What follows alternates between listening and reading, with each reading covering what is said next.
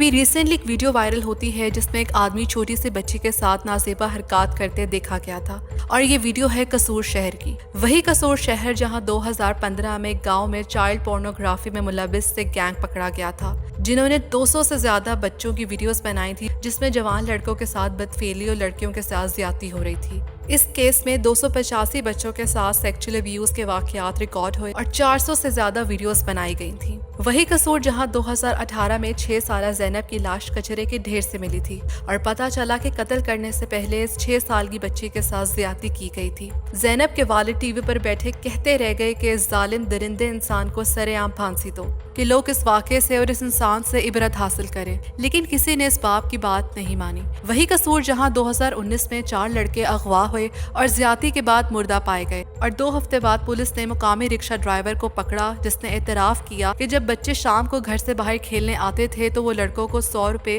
اور رکشے کی سواری کا جھانسا دیتا، اور جب بچے رکشے میں بیٹھ جاتے تو وہ ان کا ریپ کر کے گلا دبا کر ان کا قتل کر دیتا۔ اب ان لڑکوں میں سے بھی ایک کا باپ کہتا رہ گیا کہ اس درندے انسان کو سرے عام پھانسی دو تاکہ لوگ یاد رکھیں، لیکن کسی نے اس کی بات بھی نہیں مانی، اور اس جگہ کے رہائشیوں نے کہا کہ اگر گورنمنٹ نے 6 سالہ زینب کے قاتل کو سرے عام پھانسی دی ہوتی تو یقیناً زیادتی کے واقعات نہ ہوتے۔ وہی قصور جہاں 3 سال کے لڑکے کو سیکچولی ابیوز کیا گیا، وہی قصور جہاں 12 سال کی لڑکی کو اس کے باپ نے صرف 500 روپے کی خاطر جنسی زیادتی کا نشانہ بنوایا، وہی قصور جہاں 11 سال کے لڑکے کا 4 آدمیوں نے مل کر گینگ ریپ کیا جب یہ بچہ صبح اپنے مدرسے پڑھنے جا رہا تھا۔ سب سے خوفناک بات تو یہ ہے کہ قصور سے ریلیٹڈ الجزیرہ کے ایک آرٹیکل میں چھپا کہ قصور کے کچھ مردوں نے بتایا کہ ادھر بچوں کے ساتھ سیکچول ابیوز اتنا عام ہو گیا ہے کہ لوگ اسے ایک نارمل اور معمولی چیز سمجھنے لگے ہیں، اور 2 ایسے اور پوائنٹس بھی لکھے جس سے میرا سر شرمندگی سے جھک گیا کہ sexual abuse and assault in Kasur is common almost a right of passage, مطلب ہر بچہ جب بڑا ہوتا ہے تو اس کے ساتھ ایسا ہونا لازمی ہے،